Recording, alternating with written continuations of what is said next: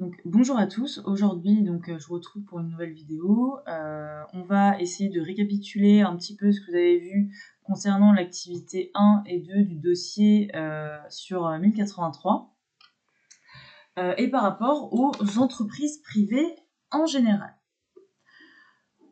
Donc cette synthèse, je vous recommande vivement de recopier sur une feuille simple et ranger dans votre classeur.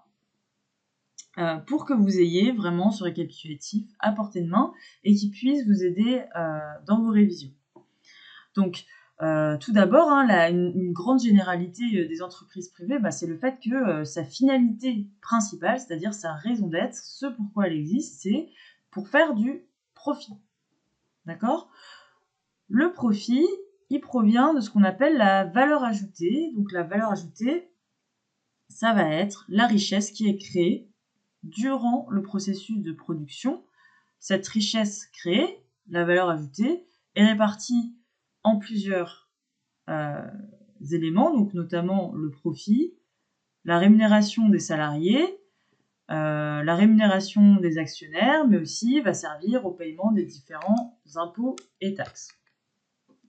Mais ce n'est pas la seule finalité, il y a également ce qu'on appelle d'autres finalités, des finalités non lucratives, donc là, qui vont plus être dans une démarche de responsabilité sociale des entreprises et environnementale des entreprises. Et donc, la RSE, c'est bien sûr le fait que, finalement, au-delà d'une finalité économique ou lucrative, l'entreprise peut également essayer de répondre aux exigences des salariés en termes de conditions de travail, c'est-à-dire dans le but que les salariés se sentent bien dans leur environnement de travail, mais également d'être un petit peu dans leur processus de production, d'être un peu plus soucieux de l'environnement en évitant par exemple d'émettre trop de CO2, de recycler le papier, d'éviter de rejeter des produits polluants dans les eaux, etc. Donc ça, c'est par rapport aux finalités d'une entreprise privée. Après, on caractérise de plusieurs autres façons les entreprises privées, c'est-à-dire qu'en fait, on va les classer selon ces différents critères. Donc ça, c'est ce que vous aviez à faire hier en fonction des différentes entreprises que vous aviez à étudier. Donc, comme je l'ai expliqué, il y a le secteur d'activité qui est primaire, secondaire ou tertiaire. On les classe aussi en fonction de leur effectif, c'est-à-dire effectif, le nombre de salariés qui travaillent pour l'organisation, pour l'entreprise. Donc, soit elle appartient à ce qu'on appelle une très petite entreprise, soit une petite et moyenne entreprise, une entreprise dite de taille intermédiaire et la grande entreprise. On peut aussi caractériser une entreprise par le type de production qu'elle a mis en place.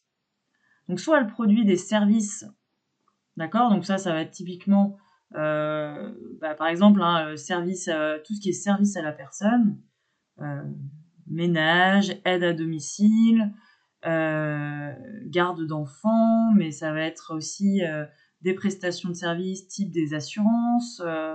Par exemple, la banque qui vous prête de l'argent, ça va être également un service.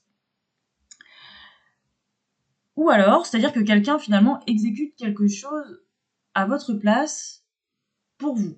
D'accord ? Elle vous rend service. Si on veut simplifier, donc vous vous rendez bien compte que les services ne sont pas matériels, palpables et non stockables. Contrairement aux biens. Donc là, on avait vu 1083 produits, des jeans, des chaussures, et vend des produits dérivés, des t-shirts, etc. Donc ça, ce sont des biens stockables matériels.